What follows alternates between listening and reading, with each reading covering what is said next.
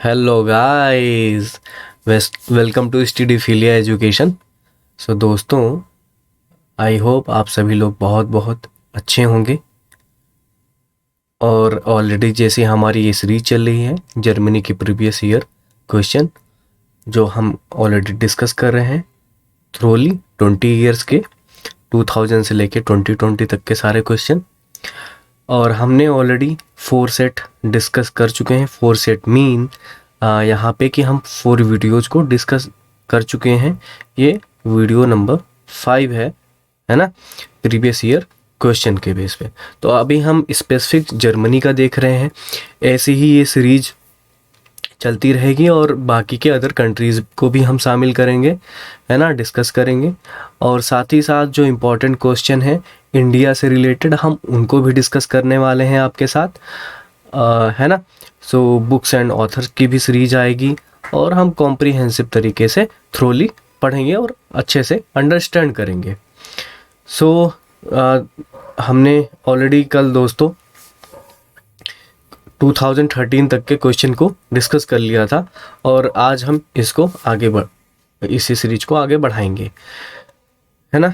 तो मुझे आशा है दोस्तों आप सबको ये वीडियोस काफ़ी पसंद आ रही होंगी, आपके एग्जामिनेशन पर्सपेक्टिव से काफ़ी हेल्पफुल होंगी। सो दोस्तों, इस जो भी वीडियोस मैं बना रहा हूँ, जो भी डॉक्यूमेंट मैं प्रिपेयर कर रहा हूँ, उसमें थोड़ा टाइम लगता है। तो 1 सेकंड लगता है दोस्तों लाइक करने में और चैनल को सब्सक्राइब करने में। अगर आप वीडियोस पसंद आ रही, अगर आप लाइक करते हो, है ना, तो इससे मेरी रीच बढ़ेगी। सो आई जस्ट वांटेड कि आप लोग चैनल को सब्सक्राइब कर लें और ज़्यादा से ज़्यादा लोगों तक शेयर भी करें वीडियोस को, है ना, और लाइक ज़रूर करें। और हाँ दोस्तों, जब मैं आपसे क्विज कर रहा हूँ, है ना, इस क्लास के बीच में जब हम पढ़ रहे होते हैं, है ना, समझ रहे होते हैं, तो मैं बीच बीच में क्विजेस करता हूँ। तो आप उन क्विज का आंसर करना बिल्कुल ना भूलें, है ना। अगर क्विज नहीं कर रहे हैं कोई बात नहीं, एटलीस्ट अगर आपको आंसर नहीं पता है आप गूगल कीजिए, किसी और मदद से बुक्स पढ़िए, आप उन क्वेश्चन को ज़रूर पढ़िए क्योंकि वो बहुत ही इंपॉर्टेंट है। मैं ऑलरेडी पूछ रहा हूँ और आपको मेमोराइज करने में जो मैं क्वेश्चन पढ़ा रहा हूँ उसको हेल्प करेगा आपको अंडरस्टैंड करने में, है ना। सो आपको अपने नोट्स भी बनाने हैं और नोट्स इस तरीके से बनाइएगा ताकि आप उसको बाद में रिवाइज कर पाएँ। तो आई होप ये सारी चीज़ें आप ऑलरेडी कर रहे होंगे, बट मेरा फ़र्ज बनता है आप सबको गाइड करने का, तो मैं वीडियो के शुरुआत में ज़रूर थोड़ा सा गाइड करता हूँ। और हाँ दोस्तों, अगर वीडियो थोड़ी सी लंबी हो रही हो या बड़ी हो रही हो तो दोस्तों आपको समझना चाहिए कि हम पढ़ रहे हैं तरीके से, हम रट नहीं रहे हैं। अगर रटाना होता दोस्तों, भले ही मैं 4-5 क्वेश्चन नए लेके आता हूँ प्रीवियस ईयर के एक सीरीज में, एक सेट में, तो जो मेरा पढ़ाने का तरीका है, जो मेरे समझाने का मोटिव है कि ना कि सिर्फ आपको बताना क्वेश्चन, है ना, या लिस्ट प्रोवाइड करना, मुझे आपको उसको समझाना भी है ताकि आप अच्छे से अंडरस्टैंड करो। और ये काफ़ी वेटेज होता है एग्जामिनेशन में प्रीवियस ईयर क्वेश्चन पेपर के, और आपसे पूछे जाते हैं directly previous year question paper से, खासकर जेएनयू में मैंने ये देखा है पैटर्न। ऑलमोस्टली 10 to 12 क्वेश्चन आ ही जाते हैं। तो आप अगर ये पढ़ के चलेंगे तो आपके लिए काफ़ी बेनिफिशियल होने वाला है। सो देरी ना करते हुए हम इस सीरीज को आगे बढ़ाते हैं। आइए देखते हैं हमारे अगला क्वेश्चन क्या है और किस ईयर से है ना। तो अगेन 2013 से ही हम ले रहे हैं क्वेश्चन। तो मैं आपको बता दूं दोस्तों, ये क्वेश्चन हालांकि मैं आपको करा चुका हूं जो आपकी स्क्रीन पे है, पर फिर भी मैंने इसको क्वेश्चन को अपनी इस सीरीज में रखा है, इस सेट में रखा है, इस वीडियोस में, ताकि अगर जिन बच्चों ने नहीं पढ़ा, जो पहली बार इस वीडियोस को देख रहे हैं, उनको भी समझ में आ जाए, और जिन्होंने ऑलरेडी पढ़ रखा है उनका रिवीजन हो जाए अच्छे से, है ना। तो ये एक अच्छी बात होगी पढ़ने का तरीका भी। और उन दोस्तों, उन स्टूडेंट को भी मैं रिक्वेस्ट करना चाहूँगा, अगर आप यहाँ पे पहली बार विजिट कर रहे हैं, ये पहली वीडियोस है आपकी, तो इसके पहले की वीडियोस को भी आप देखें ताकि और भी चीज़ें आपको समझ में आएँ, क्योंकि ऑलरेडी जो मैं वीडियोस बना रहा हूँ वो इंटरलिंक्ड हैं एक दूसरे वीडियो से। मैं क्विजेस करता हूँ, सारी चीज़ें, उनका आंसर मैं नेक्स्ट वीडियोज़ में भी देता हूँ, है ना। तो ये चीज़ अगर आप पढ़ के रखोगे तो आपके लिए काफ़ी बेनिफिशियल होने वाली है। तो चलो इसका आंसर आपको पता ही चल गया होगा, हालांकि ये स्क्रीन पे है, मैं आपके लिए पढ़ देता हूँ एक बारी। The construction of the Berlin wall बेगन ऑन। और ये क्वेश्चन अभी हाल ही में 2020 में भी पूछा गया है एग्जामिनेशन में, तो ये रिपीट हो रहा है। जो रिपीट होने वाले क्वेश्चन हैं उनको खास करके आपको ध्यान भी देना है। तो ऑप्शन में है जैसे कि 9 नवंबर 1989, हमको पता है कि जो बर्लिन वॉल को ढाया गया था वो 1989 में, ये हमारा आंसर नहीं हो सकता। 6 मार्च 1949, तब आफ्टर वर्ल्ड वॉर 2 तब ये कंस्ट्रक्शन भी स्टार्ट नहीं हुआ था, है ना। आपको पता था कि वेस्ट एंड ईस्ट जर्मनी को वेस्ट एंड ईस्ट बर्लिन जो थी, आपका बर्लिन शहर है, ईस्ट एंड वेस्ट जो जर्मनी है उसको डिवाइड कर दिया गया था। अब आते हैं ऑप्शन नंबर सी पे, तो ये हमारा आंसर है 13 अगस्त 1961। इसी ईयर में, इसी दिन को, इसी मंथ में जो बर्लिन वॉल था उसको कंस्ट्रक्ट किया गया था, है ना। तो इसको कंस्ट्रक्ट किसने किया था? GDR ने, जिसको बोलते हैं जर्मन डेमोक्रेटिक रिपब्लिक, या आप ऐसे समझ सकते हो ईस्ट जर्मनी, है ना, जिसको कम्युनिस्ट गवर्नमेंट रूल कर रही थी वहाँ पे, USSR बेसिकली, आप ऐसे समझ सकते हो। तो आई गेस आपको समझ में आ गया होगा दोस्तों। अगर फिर भी आपके कोई अपने खुद के डाउट हैं, और so please do not forget to comment on the comment box. ये आपके लिए ही बना हुआ है कमेंट बॉक्स, आप अपने क्वेरीज, अपने क्वेश्चन पुट कर सकते हैं। मैं यहाँ पे बैठा हूँ उस सारे क्वेरीज को सॉल्व करने के लिए और आंसर करने के लिए। So do not forget to comment, है ना। चलो आगे देखते हैं। अगला क्वेश्चन पूछा जा रहा है, ये भी 2013 का ही है। पूछा जा रहा है हु स्टार्टेड द बाहुआस मूवमेंट। हालांकि ये जर्मन वर्ड है, मैं इसकी सही प्रोनाउंसिएशन ना कर पाऊँ तो मुझे माफ़ कर दीजिएगा। जैसे कि मैं ऑलरेडी आपको बता चुका हूँ दोस्तों, मुझे जर्मन बिल्कुल नहीं आती। सो हम ऑप्शन की तरफ चलते हैं। वॉल्टर ग्रोपियस, है ना। तो हालांकि जैसे नीचे लिखा भी हुआ है, तो यही पहला ऑप्शन जो है आपका राइट आंसर बन जाता है। बट हम देख लेते हैं ये वो मूवमेंट था क्या, है ना। तो हमारे मन में यही क्वेश्चन है, ये आखिर में मूवमेंट है क्या। तो ये जो मूवमेंट है दोस्तों, ये स्टार्ट हुआ था 1919 में। आपको पता होगा जो वर्ल्ड वॉर 1 लड़ा गया था, बिटवीन की जो टाइमलाइन है 1914 से लेके 1918 तक।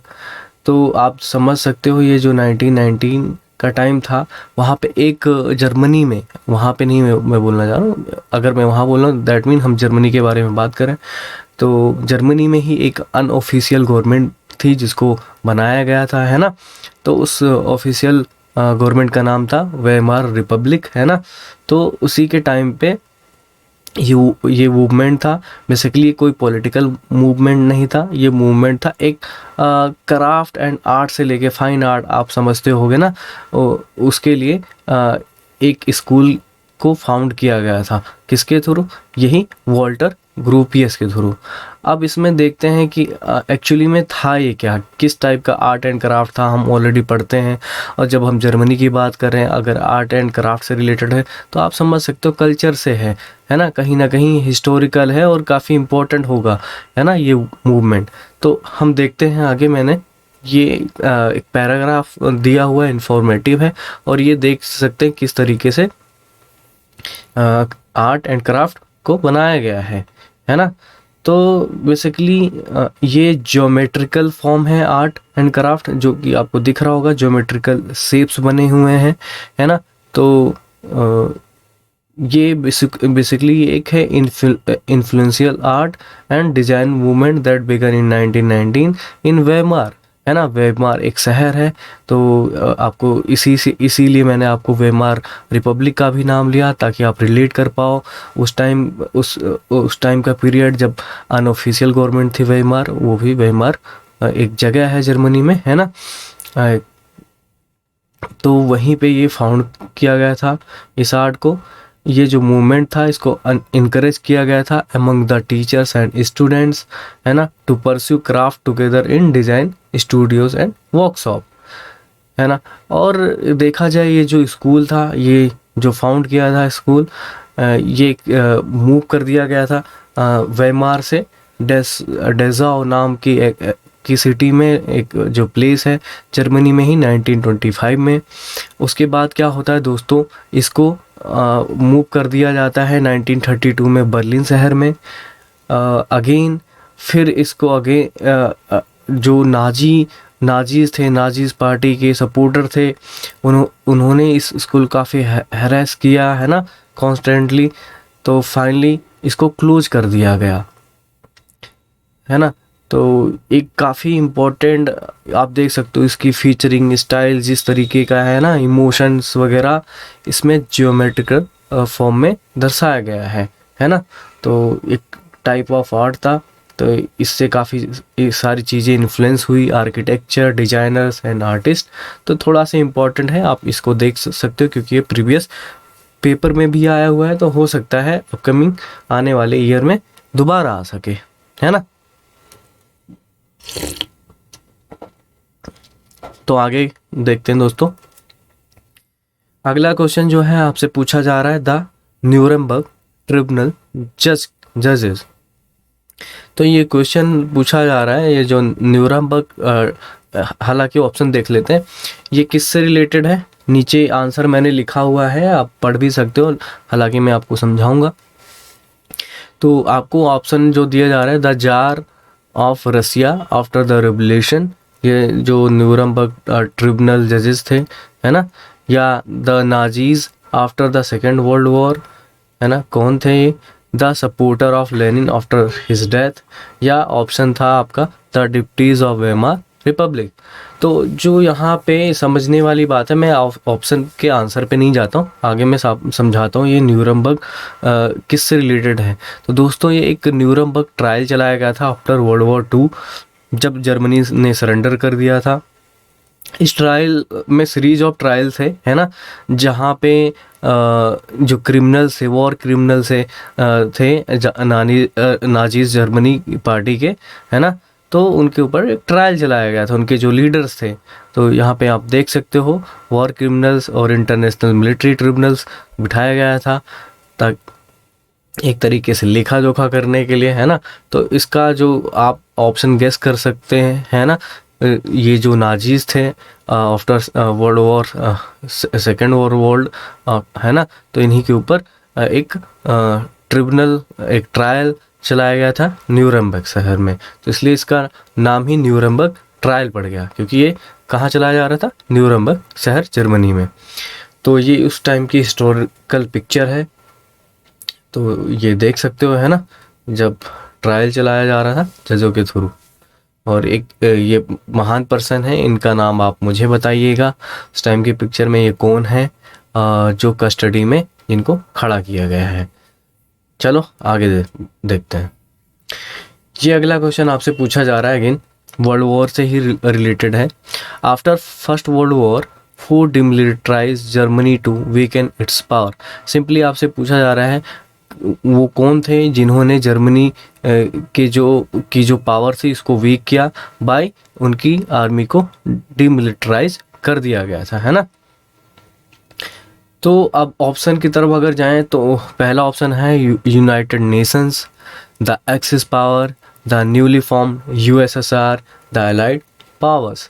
तो ये 2017 का क्वेश्चन है दोस्तों, तो इसको ज़रा ध्यान से देखते हैं कि वो कौन थे या कौन था या वो कौन थे जिन्होंने जर्मनी को डिमिलिटराइज किया था और उसकी पावर को। तो मैं यहाँ पे चाहता तो मैं आपको ऑप्शन से मैं आपको आंसर डायरेक्टली बता सकता था, बट मैं नहीं, ऐसा नहीं करता हूँ, ये हमारा प्रोसेस नहीं है, पढ़ने का हमारा तरीका नहीं है, हमें रटना नहीं है। सो आगे देखते हैं। तो अगर देखा जाए तो पहली दो चीज़ें मैं आपको समझाऊंगा। ऑलरेडी मैं पहली वाली जो वीडियोस जा चुकी हैं उनमें मैं इन दोनों चीज़ों के बारे में डिस्कस कर चुका हूँ। तो वर्ल्ड वॉर 1 या वर्ल्ड वॉर 2 है, उसमें दो मेजर पावर थी जिनके बीच में टसल थी, जिनके बीच में वॉर्स लड़ी गई, है ना, एलाइड पावर्स और एक्सिस पावर्स कंट्रीज़। तो दोस्तों अगर आपको पता हो कि एलाइड जो पावर थी उसमें कौन सी मेजर कंट्री थी, तो जिसमें एलाइड पावर में थी great Britain, France, Soviet union और यूनाइटेड स्टेट, और देखा जाए चाइना।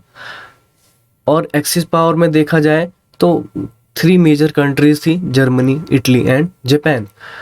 आप सबके मन में एक डाउट आ रहा होगा दोस्तों, जब ये सिर्फ 7 कंट्रीज थी, 7 to 8 कंट्रीज जिनके बीच में ये वॉर हो रहा था, तो इसको वर्ल्ड वॉर क्यों बोला गया, है ना।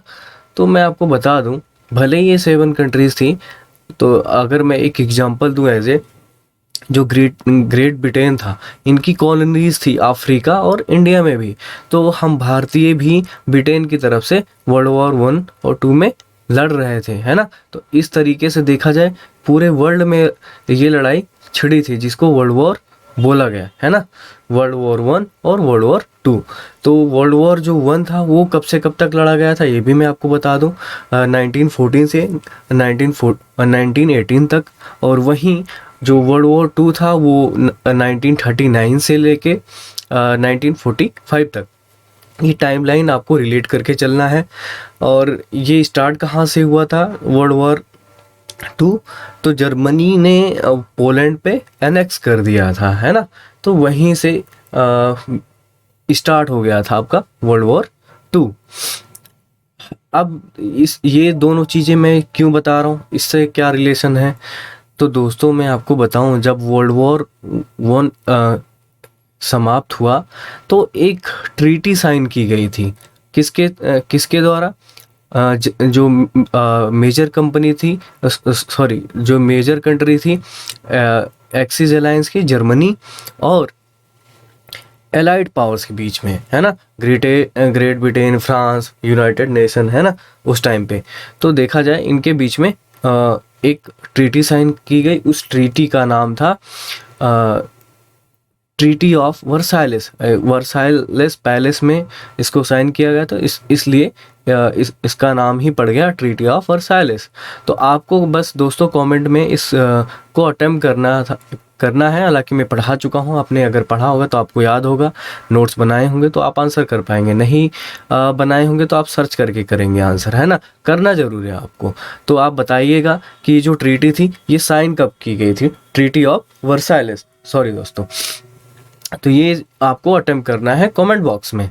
तो जब ये ट्रीटी ऑफ वर्साइलेस साइन की गई, उसी में ये जो जर्मनी थी तो उसमें एक पैक्ट था कि जर्मनी को अपनी आर्मी डीमिलिटराइज करनी पड़ेगी, करना है ना। ये शर्त थी एक तरीके से। तो ये किसने कराया था, एलाइड पावर्स ने, क्योंकि किसकी विक्ट्री हुई थी, वो एलाइड पावर्स की, वर्ल्ड वॉर 1 में भी वर्ल्ड वॉर 2 में भी। तो जर्मनी को काफ़ी ह्यूमिलिएट फील हुआ था, उसको अपनी आर्मी डीमिलिटराइज की गई थी। अब आते हैं ऑप्शन पे दोस्तों। अब यहाँ पे ऑप्शन देखें तो ये जो एलाइड पावर थी, है ना, इन्होंने ही जर्मनी को और इसकी पावर को, जर्मनी की आर्मी को डिमिलिटराइज किया था और इसकी पावर को वीकन बनाया था, है ना। तो यहाँ पे आपका राइट आंसर होगा द एलाइड पावर्स। अब थोड़ा और देख लेते हैं दोस्तों, ये 2 चीज़ें देख ली, एक चीज़ और थी द यूनाइटेड नेशंस। तो अब मैं यहाँ पे पूरा यूनाइटेड नेशंस नहीं पढ़ाने वाला हूँ, क्योंकि अगर मैं पढ़ाऊँगा तो ये काफ़ी लंबा वीडियोस हो जाएगा। तो इसके लिए मैं अलग से बात करूँगा, इनके जो अदर बॉडीज़ हैं यूएन की, उनके बारे में भी डिस्कस करूँगा। यहाँ पे बस मैं आपको एक छोटा सा ओवरव्यू दे रहा हूँ, क्योंकि ये ऑप्शन में था तो आप जान लें यूनाइटेड नेशन क्या था। यूनाइटेड नेशन मैं आपको बता दूं दोस्तों, ये इंटर गवर्नमेंटल ऑर्गेनाइजेशन था, है ना, जिसका एम क्या था, मेंटेनिंग इंटरनेशनल पीस को बनाए रखना, सिक्योरिटी को, और जो आपस में कंट्रीज़ हैं फ्रेंडली रिलेशन को बनाए रखना, और ताकि वो क्या अचीव कर पाए, कोऑपरेशन आपस के बीच आपस में, है ना, सारी कंट्रीज़। तो इसलिए ये यूनाइटेड नेशन फॉर्म किया गया था। और ये कब किया गया था, 1945। इससे पहले भी एक इंटर गवर्नमेंटल ऑर्गेनाइजेशन थी। तो दोस्तों अगर किसी को भी पता है जो आप प्रिपरेशन कर रहे हो, प्लीज़ उसका नाम आप कमेंट बॉक्स में बताइएगा, है ना, आंसर कीजिएगा। बिफोर द यूनाइटेड नेशन, उससे पहले एक और ऐसी ही इंटर गवर्नमेंटल ऑर्गेनाइजेशन थी जो कि फेल हो गई थी, है ना। तो वो आपको बताना है। और देखा जाए दोस्तों, इसका जो हेडक्वार्टर है वो न्यूयॉर्क सिटी, है ना, यूएस में है। और बात की जाए इसके कॉम्प्लेक्स को, क्योंकि ये कॉम्प्लेक्स है जहाँ पे है बिल्डिंग, मैं आपको दिखा देता हूँ। ये है ना, इसको डिज़ाइन किसने किया था, उस पर्सन का नाम है, जहाँ पे मैं कर्सर कर रहा हूँ, हैरिसन एंड अबरमोविट्ज, है ना, इसको सही से प्रोनाउंसिएशन कर लीजिएगा। तो आगे देखते हैं क्या चीज़ें हैं, है ना। ये यूनाइटेड नेशन का फ्लैग है, यहाँ पे आप ध्यान से देख सकते हैं क्या क्या चीज़ें हैं, है ना। आगे देखते हैं, एक मैप है बीच में, और एक दो ऑलिव ऑयल के लीव्स हैं, और भी चीज़ें हैं। जब मैं यूनाइटेड नेशंस पढ़ाऊँगा आपको प्रॉपरली समझाऊंगा, तो इसके लिए अभी वरी ना हो, इतना ज़्यादा टेंस लेने की ज़रूरत नहीं है आपको। जितना मैं पढ़ा रहा हूँ अभी, बस उतना ही आप ध्यान से पढ़ लीजिएगा, है ना, काम हो जाएगा। तो ये यूनाइटेड नेशंस की बिल्डिंग है न्यूयॉर्क में, है ना। तो एक मैं यहाँ पे मैप लगाया हूँ यूरोप का। अब इसका मैप आप पूछ रहे हो कि ये मैप क्यों लगाया हूँ, क्योंकि यहाँ पे देखते हैं, है ना, यहाँ पे कुछ पावर्स की बात हो रही है। ये एक्सिस अलायंस, है ना, एक्सिस पावर और एलाइड पावर्स। तो यहाँ पे जो कंट्रीज़ हैं, great Britain, France, Soviet union, United state, China, Germany, Italy, Japan, axis alliance. तो इसको मैं एक बारी आपको मैप पे दिखाना चाहता हूँ, ये सारी कंट्रीज़ कि यूरोप में कहाँ पे लाई करती हैं और एशिया में कहाँ पे कंट्रीज़ लाई करती हैं, है ना। और एक चीज़ और मैं बता दूं दोस्तों, हालांकि मैं जब मैं रसिया पढ़ाऊंगा तो यूएसआर भी अच्छे से समझाऊंगा। आप मुझे बस बताइएगा, अगर किसी भी फ्रेंड को पता है, किसी भी स्टूडेंट को पता है जो यूएसआर था उसमें कितने मेंबर कंट्रीज़ थे, और अगर उनके नाम भी पता है तो आप बताइएगा। अगर नहीं पता, एक बार आप सर्च भी कीजिएगा। ऐसा इसलिए मैं वॉक होम दे रहा हूँ, अगर आप पहले करके रखेंगे जब मैं पढ़ाऊँगा तो आपको रिकॉल करने में आसानी होगी। तो आगे देखते हैं, आपको मैं समझाता हूँ ये जो कंट्रीज़ हैं कहाँ पे हैं, यूरोप में और ईस्ट एशिया में, है ना। तो देखते हैं, इसीलिए मैंने यहाँ पे मैप लगाया है। तो जो मेजर एलाइड पावर थी, फ्रांस और आपकी ये है रसिया। एक पहले ये भी यूएसएसआर का पार्ट था, अब ये इंडिपेंडेंट कंट्री है रसिया। और भी कंट्रीज़ थी जिनका आपको नाम बताना है, यहाँ पे मैं इसको अभी नहीं बताने वाला हालांकि, है ना। तो दो हो गई, और ये है आपका ग्रेट यूनाइटेड किंगडम। इसको ग्रेट आपको पहले मैंने बता भी चुका हूँ यूनाइटेड किंगडम और ग्रेट ब्रिटेन में डिफरेंस क्या है। अगर ये जो सॉरी, है ना, ये जो हिस्सा है आपको ये दिख रहा होगा मार्क किया हुआ है, हालांकि ये पूरा आयरलैंड है। ये नॉर्थ आयरलैंड है, नदर्न आयरलैंड, और ये सदर्न आयरलैंड। तो ये जो नदर्न आयरलैंड है, अगर इतने को सिर्फ इतना समझाया है तो इसको ग्रेट ब्रिटेन बोलते हैं, है ना। और जो नदर आइलैंड है इसको भी इसमें शामिल कर दिया जाए इस आइलैंड में, तो यूनाइटेड किंगडम बनता है। और यहाँ पे कितनी कंट्रीज़ हैं, यहाँ पे एक वेल्स है ना, एक कंट्री और है, आपको पता होगा,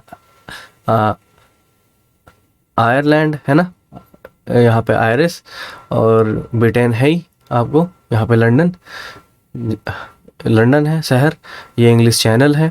तो ये जो मेजर पावर थी यहाँ पे तीन तो मैं आपको बता चुका हूँ। यूएसए भी अभी मैं आपको मैप पे दिखाऊंगा। और एक्सिस पावर को देख लें, ये है जर्मनी, ये है इटली, एक कंट्री और थी वर्ल्ड वॉर 2 में, वो है जापान, उसको भी हम देखेंगे, है ना। तो अभी के लिए ये मैप आप समझ लो। तो ये जो रसिया है दोस्तों, आपको मैं बता दूं, एशिया में भी आता है और यूरोप में।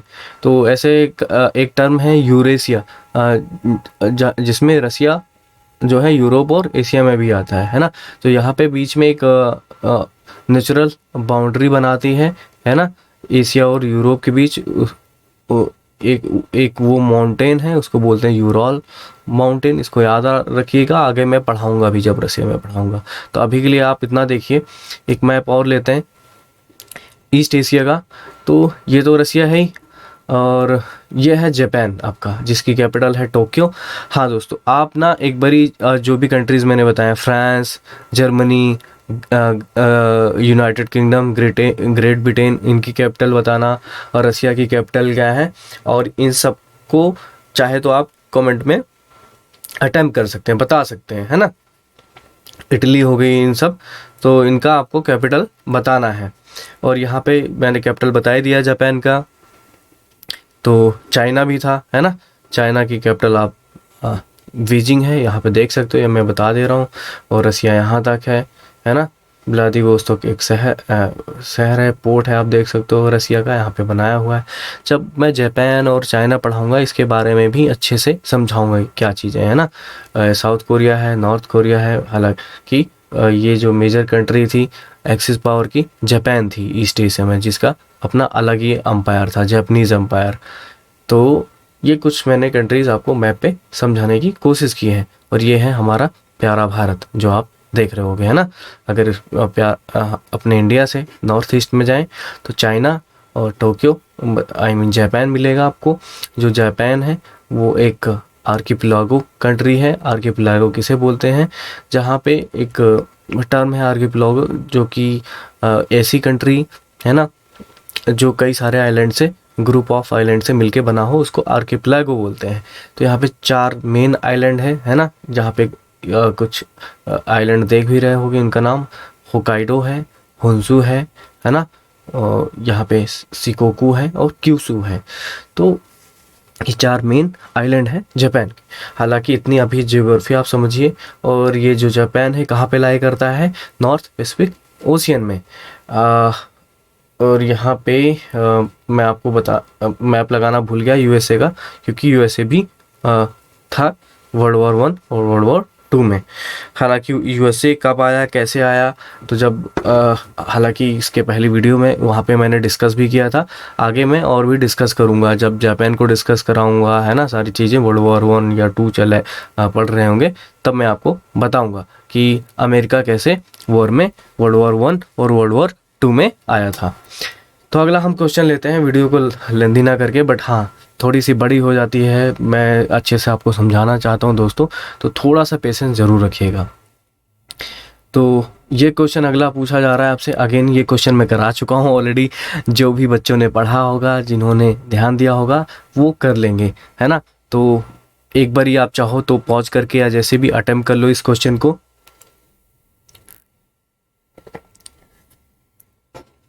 आई होप आपने अटेम्प्ट कर लिया होगा। मैं आपको डायरेक्टली आंसर ना बता के आगे मैं समझाता हूँ।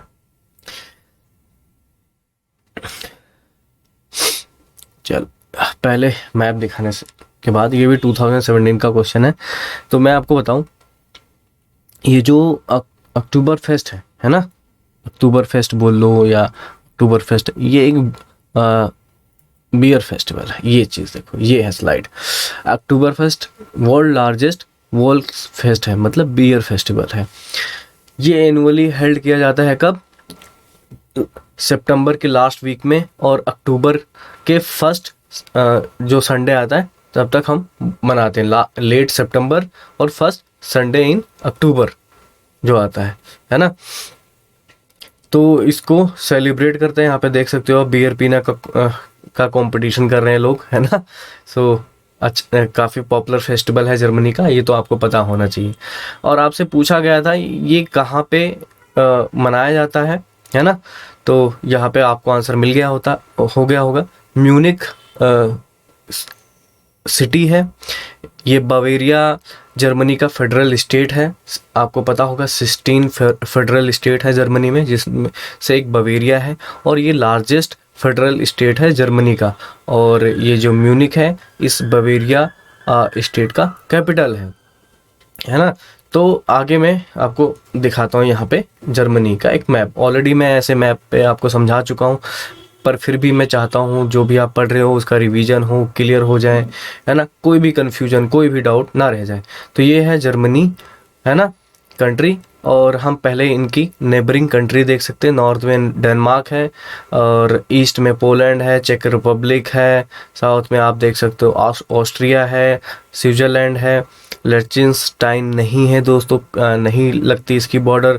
फ्रांस है, इसकी बॉर्डर यहाँ पे लगती है। राइन रिवर एक नेचुरल बाउंड्री बनाती है फ्रांस और जर्मनी के बीच में। और एक और फोर्टिफाइड बॉर्डर है, उसका आप ज़रूर नेम बताइएगा कमेंट सेक्शन में, है ना। आप जितने भी क्विज कर रहा हूँ आप ध्यान से सुन के उसको नोट कर सकते हो, आप अटेम्प्ट करने की कोशिश कीजिएगा, है ना।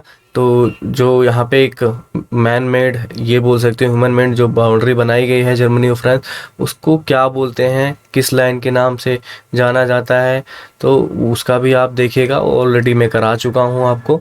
ये बेल्जियम है, ये सब वेस्ट में है जर्मनी के, ये नीदरलैंड है। इसको इस तरीके से याद कर सकते हो, बेनेलक्स, बेल्जियम, नीदरलैंड और लग्जमबर्ग। तो 9 कंट्रीज़ हैं जो जर्मनी के साथ लैंड बॉर्डर शेयर करती हैं, है ना। कुछ इंपॉर्टेंट शहर देख लें। ये है हैम्बर्ग, जो जर्मनी का लार्जेस्ट पोर्ट सिटी है। काफ़ी सारा ट्रेड होता है यहीं से, नॉर्थ सी से होके। और ये बर्लिन शहर है, कैपिटल है जर्मनी का, जैसे मैंने बताया है। फ्रैंकफर्ट, है ना। इसके बारे में भी आपको मैंने कुछ फैक्ट्स बताए हैं। फैक्ट्स वाली वीडियोस अगर आपने नहीं देखी तो उसको ज़रूर देखें। ये है न्यूरमबर्ग, जो अभी हम डिस्कस कर रहे थे, जहाँ पे न्यूरमबर्ग ट्रायल हुआ था, है ना। और एक शहर और है स्टटगार्ट। यहाँ पे किस ऑटोमोबाइल या ऐसा कौन सा हिस्टोरिक प्लेस है वो आपको बताना है, आप देख सकते हो। ये है म्यूनिक शहर, ये है यहाँ पे बवेरिया, जर्मनी का लार्जेस्ट फेडरल स्टेट, जिसकी कैपिटल है म्यूनिक। आई होप अब तो मैप आपको अच्छे से याद हो गया होगा दोस्तों, है ना। यह है बोन, जो कि वेस्ट जर्मनी का कैपिटल हुआ करता था। और यह है क्लोंज, ये राइन रिवर पे सिचुएटेड है ना, जो कि लार्जेस्ट सिटी है जर्मनी की, है ना, राइन रिवर पे। तो ऐसे भी आपके क्वेश्चन सारे यहाँ पे क्लियर हो गए। अगेन एक मैप जैसे मैं लेता हूँ, मैं लगाने के लिए मैंने मैप लगाया हुआ है, तो एक मैप और है यहाँ पे, है ना। तो समझते हैं, क्योंकि ऑप्शन में क्या क्या चीज़ें थी इसलिए। एक तो मैंने आपको म्यूनिक समझा दिया कहाँ पे है। अब देखते हैं मर्साइलेस, है ना, मर्साइल या मर्साइलेस। मर्साइलेस तो चलो नेशनल एंथम है फ्रांस का। जो मर्साइल है, इसी के नाम पे नेशनल एंथम बना हुआ है फ्रांस का। वो कैसे बना, कैसे अडॉप्ट किया गया, वो सारी चीज़ जब हम फ्रांस पढ़ेंगे तब हम पढ़ाएंगे। अभी ये मर्साइल जो सिटी है या पोर्ट सिटी है, ये हम देख लेते हैं। ये भी फ्रांस का लार्जेस्ट पोर्ट सिटी है, साउथ में है, देख सकते हो। ये फ्रांस है ना। और ये इंग्लिश चैनल है, जैसे कि मैंने बताया था। बे ऑफ विस्के है ना। ये है मेडिटेरेनियन सी है यहाँ पे। तो ये है जर्मनी का मेजर पोर्ट मर्साइले, है ना। यहाँ पे एक छोटी सी कंट्री है मोनाको, जो कि मैप में मैंने यहाँ पे दिखा भी दी। यह है स्विट्ज़रलैंड, इसकी कैपिटल है ज्यूरिक। और ये इटली है ही है, इटली से सटा हुआ है मोनाको। और ये फ्रांस। तो आगे हमने ये ऑप्शन कवर कर लिए, है ना। म्यूनिक हो गया, मोनाको हो गया और मर्साइल, है ना। बचता है मैड्रिड, ये भी हम देख लेते हैं मैप पे। हाँ, ये है मैड्रिड शहर स्पेन का, ये भी कैपिटल सिटी है स्पेन की। और स्पेन के वेस्ट में पुर्तगाल है, और नॉर्थ में फ्रांस और एंडोरा है ना। और यहाँ पे गल्फ ऑफ वेलेंसिया है। यहाँ पे आप देख सकते हो ईस्ट में ये मेडिटेरेनियन सी है, और साउथ में एक नैरो वाटर बॉडीज है, जिसको जिब्राल्टर है ना के नाम से जानते हैं। तो ये भी क्वेश्चन पूछा गया है 2019 में, है ना। तो इसको भी हम डिस्कस करेंगे जब हम वाटर बॉडीज एंड ऑल पढ़ रहे होंगे नैरो पासेस के बारे में, तो जिब्राल्टर को भी देखेंगे। तो इतना तो आपको समझ में आ गया होगा दोस्तों मैप पे लोकेशन में। अगर आपको अगेन ये सारी चीज़ें यूरोपियन कंट्री देखनी है, तो एक बार मैं यूरोप का मैप और दिखा देता हूँ आपको। ये है यूरोप का मैप, ये है स्पेन, यहाँ पे है मैड्रिड, ये है state of Gibraltar, narrow state of Gibraltar, narrow water bodies है ना, जो मेडिटेरेनियन सी को और को जोड़ता है ना, यहाँ पे अटलांटिक सी में। और ये है आपका फ्रांस, इसकी कैपिटल है पेरिस, जर्मनी की कैपिटल बर्लिन। यह है पोलैंड, इटली है ना, कैपिटल रोम है, इटली है यहाँ पे। इसके छोटे छोटे आइलैंड भी हैं। यह है ग्रीस, देख सकते हो, यूनाइटेड किंगडम, नॉर्वे, डेनमार्क है ना, इसके स्कैंडिनेवियन कंट्री है। और ये है आपकी बाल्टिक कंट्री, क्योंकि बाल्टिक सी से लगती हैं, है ना। ये रसिया है ही, यूक्रेन यहाँ पे। तो ये है टर्की, है ना।